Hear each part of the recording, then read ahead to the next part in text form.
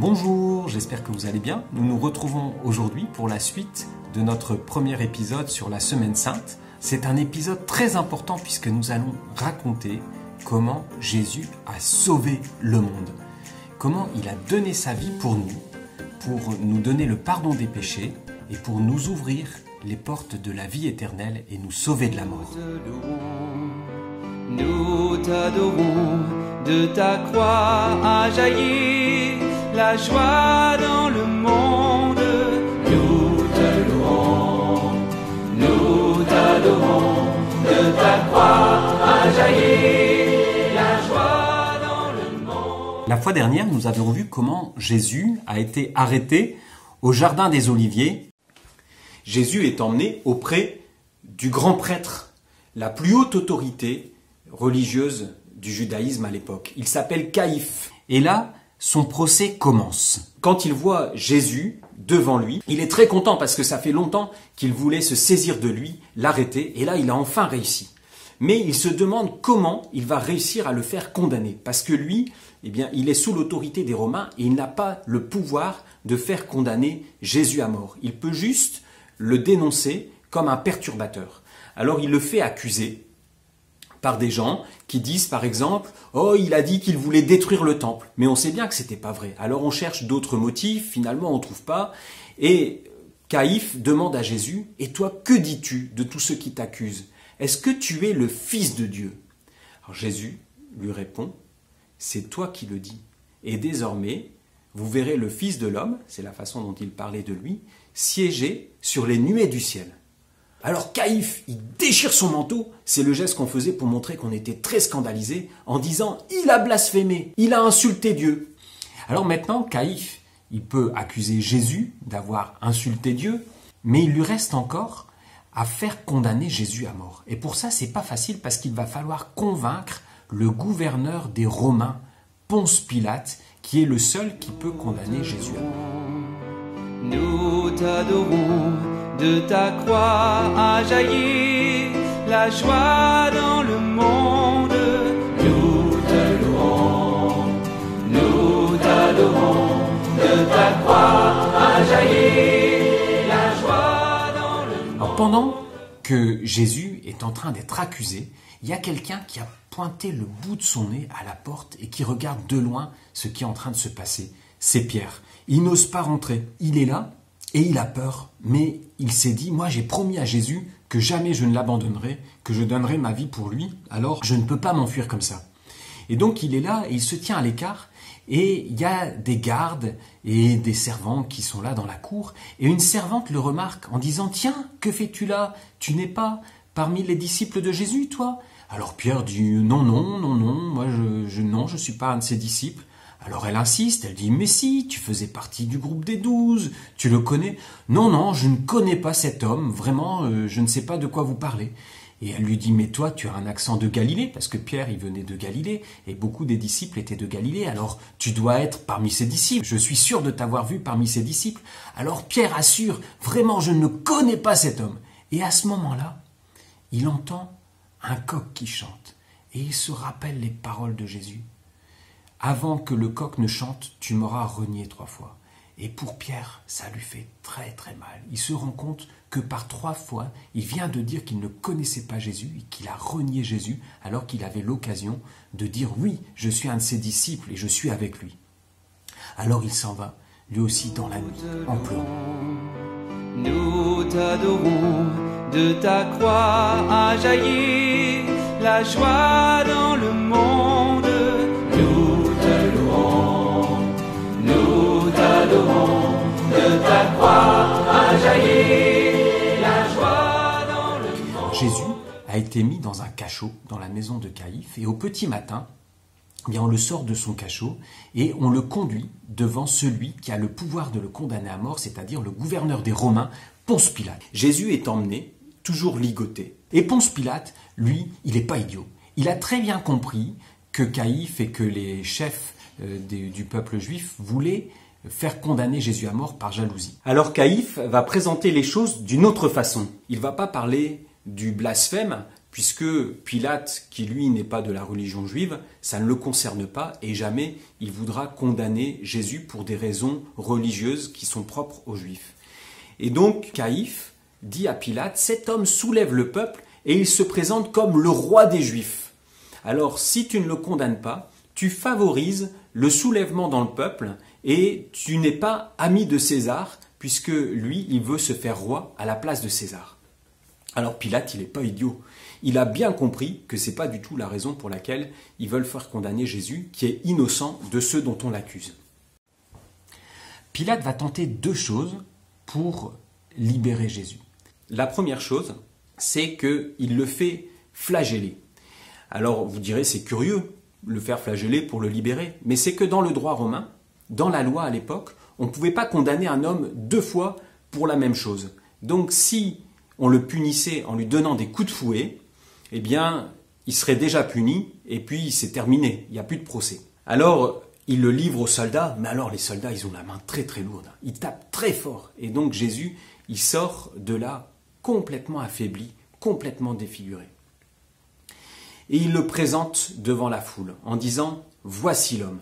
Et alors les gens disent « À mort, crucifie-le ». Ils sont énervés parce que les chefs des prêtres sont passés par là. Ils ont donné de l'argent à des personnes pour agiter les autres et ils crient tous « À mort pour Jésus ». Alors Pilate va tenter une deuxième chose pour arrêter cette haine contre Jésus et pouvoir le libérer.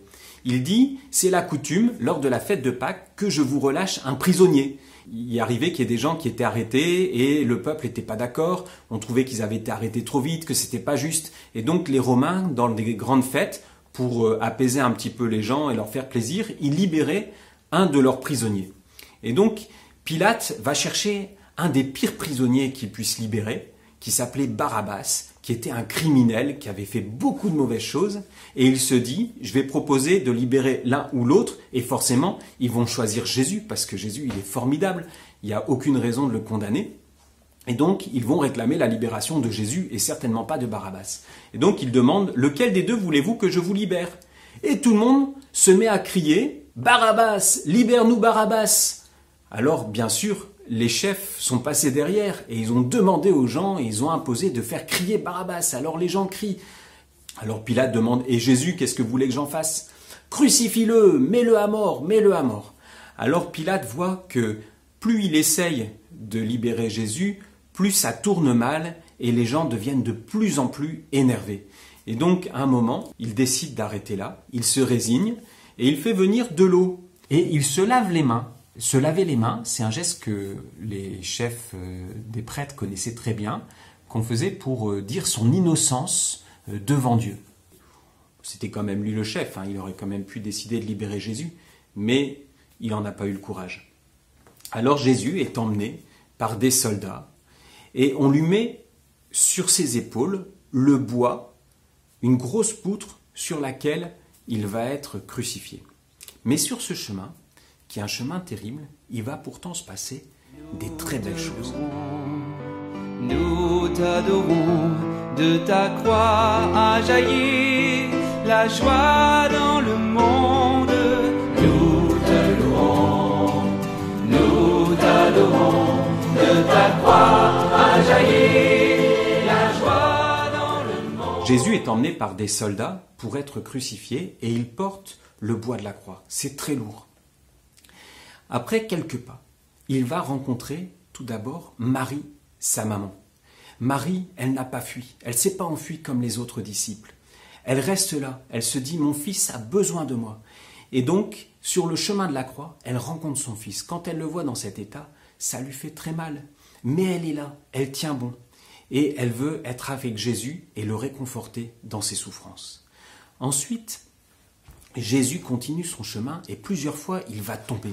Mais à chaque fois, Jésus a beaucoup de courage et il se relève, il est déterminé. Il veut aller jusqu'au bout pour donner sa vie, pour sauver les hommes et vaincre le péché. Il ne veut pas que ni la haine, ni le découragement gagnent son cœur.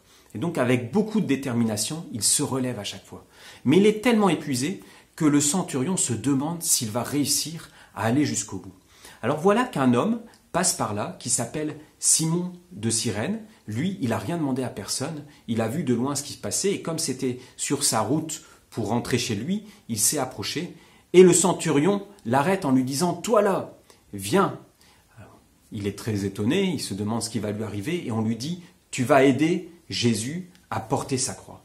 Alors il n'a pas le choix, il aurait bien aimé être ailleurs à ce moment-là, mais il va se retrouver en train d'aider Jésus à porter sa croix. Et plus tard, ses deux fils, qui vont être disciples de Jésus, qui vont croire en Jésus ressuscité, vont raconter ce qu'a fait leur père, qui, au moment où il a aidé Jésus à porter sa croix, a été très très touché par l'amour que Jésus continuait à vivre au cours de son chemin de croix. Et pour nous aussi, c'est un très bel exemple qui nous dit que c'est important d'aider ceux qui souffrent sur le chemin, de ne pas s'enfuir et de les aider dans leur souffrance à porter leur croix. Jésus continue sa route et un autre geste d'amour va lui être donné par une femme dont on ne connaît pas le nom mais qu'on appelle Véronique. Elle s'approche de lui et elle essuie son visage. Au lieu de l'insulter comme les autres, elle lui apporte toute sa tendresse et son amour et elle lui essuie son visage. Et le visage de Jésus va rester imprimé sur le voile qu'elle lui pose sur le visage. Et c'est pour ça qu'on a appelé cette femme Véronique, parce que ça veut dire la vraie image de Jésus qui est restée sur son linge. Alors nous aussi, on est invités, quand on voit les gens qui souffrent, à pas les insulter comme les autres ou les faire souffrir, mais plutôt à les réconforter et à leur dire qu'on est avec eux. Jésus continue et il arrive enfin totalement épuisé sur le lieu. Ce lieu où Jésus va être crucifié, c'est une carrière de pierre dans laquelle il y avait un endroit où la pierre était de moins bonne qualité et on ne l'avait pas creusée. Et donc ça faisait comme un petit mont qui avait la forme d'un crâne. C'est pour ça qu'on appelait ce lieu Calvaire ou Golgotha, c'est un mot qui veut dire le crâne. Et donc sur ce lieu qui était juste à la sortie de Jérusalem où tout le monde passait, Jésus est crucifié mais pas tout seul. Il y a avec lui deux autres bandits qui ont été condamnés et ces deux bandits se comportent de façon très différente envers Jésus. Il y en a un qui commence à insulter Jésus comme les autres, comme les chefs du peuple, qui insulte Jésus en disant « Toi qui dis que tu es le Messie, l'envoyé de Dieu, sauve-toi toi-même et nous avec !» Et l'autre qui est condamné aussi lui dit « Mais enfin, tu n'as pas honte de lui parler comme ça? Nous sommes des condamnés, nous avons ce que nous méritons, parce que nous sommes coupables de ce dont on nous accuse, mais lui, il est innocent, il n'a rien fait. » Et il fait cette belle prière à Jésus en disant « Seigneur, souviens-toi de moi quand tu viendras dans ton royaume. » Il croit que Jésus va entrer dans ce royaume de Dieu qu'il est en train d'ouvrir par sa mort. Alors Jésus lui dit « Aujourd'hui, je te le dis, tu seras avec moi dans le paradis. » Et pour nous, c'est une très belle histoire parce que ça montre qu'il n'est jamais trop tard pour se convertir et accueillir l'amour de Dieu dans notre vie. Au pied de la croix, il y a également Marie, et on a dit que tous les disciples se sont enfuis, mais il y en a un, le disciple bien-aimé, qu'on appelle souvent Jean, qui est resté avec Marie au pied de la croix. Alors Jésus dit à Marie, « Femme, voici ton fils », en désignant Jean. Et il dit à Jean, « Voici ta mère ». Et à partir de ce moment-là, Jean a accueilli Marie chez elle, comme nous aussi, on peut accueillir Marie comme notre maman du ciel. Jésus ne va pas rester très longtemps sur la croix, parce qu'il est tellement épuisé qu'il va mourir assez vite. Alors, il prie son Père, il dit « Père, entre tes mains, je remets mon esprit ». Il incline la tête et il remet son esprit à Dieu. En voyant cela, le centurion qui était au pied de la croix est vraiment très étonné par la façon dont Jésus est mort. Et il dit, vraiment, cet homme était le Fils de Dieu. Jésus est descendu de la croix et un des chefs du peuple qui n'était pas d'accord avec les autres, qui s'appelle Joseph d'Arimathie, qui faisait partie du grand conseil, vient demander à Pilate le corps de Jésus pour le mettre dans un tombeau qu'il possédait qui était là, juste à côté, dans un jardin. Donc Jésus est déposé, on lui met un grand linge autour du corps qui passe derrière et devant son corps, qui s'appelle le suaire. on le met dans le tombeau, et là il faut se dépêcher, puisque on est le vendredi soir, et dès le coucher du soleil, c'est la fête de Pâques qui commence avec le grand sabbat. C'est-à-dire que pendant une nuit et une journée, on ne peut plus faire aucun travail, on ne peut plus faire de longues routes, et on ne peut plus faire aucun travail particulier, sauf prier Dieu, puisque c'est la grande fête du sabbat. Alors Jésus est mis là, en attendant, dans le tombeau, et bien des gens pensent que c'est fini, qu'il a échoué. Lui qui devait devenir le roi d'Israël, eh bien il termine exécuté comme un bandit. Mais Jésus, dans le tombeau, il ne reste pas inactif, puisque en lui, il a la vie de Dieu, et il a vécu l'amour de Dieu jusqu'au bout. Jamais la haine n'a touché son cœur, jamais le mal n'a gagné en lui. Et lorsque son corps est déposé au tombeau, son âme descend dans ce qu'on appelle les enfers, le séjour des morts, pleine de l'amour de Dieu et de la vie de Dieu pour porter la vie aux défunts. Mais cette victoire de Jésus sur la mort, elle n'apparaît pas encore. Pour l'instant, les disciples se sont réfugiés dans cette pièce où Jésus les avait réunis pour le dernier repas et ils sont terrorisés. Ils se demandent bien ce qui va se passer maintenant. Chaque fois qu'un bruit les surprend, ils pensent que c'est les soldats qui viennent les arrêter. Alors dans la peur, dans ce cénacle, c'est là qu'ils vont être vraiment surpris par la joie. Mais c'est une autre histoire, on la racontera la fois prochaine. À bientôt!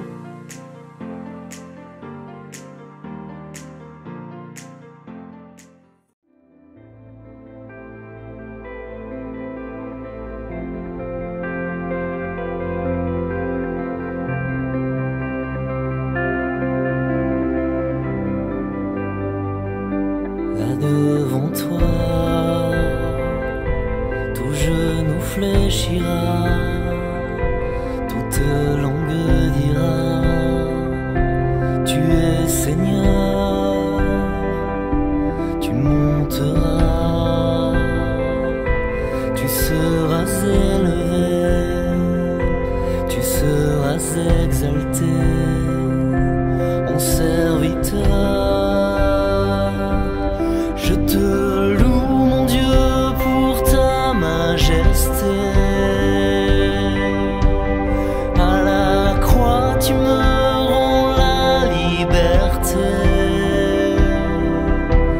Jamais je ne pourrais imaginer tout l'amour dont tu m'as comblé.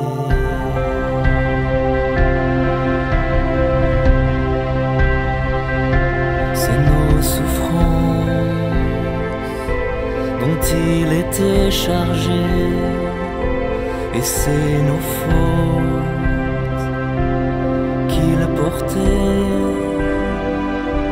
et nous pensions qu'il était châtié et frappé par Dieu, humilié. Je te loue, mon Dieu, pour ta majesté. À la croix, tu me rends la liberté. Jamais je ne pourrais imaginer tout l'amour dont tu m'as comblé.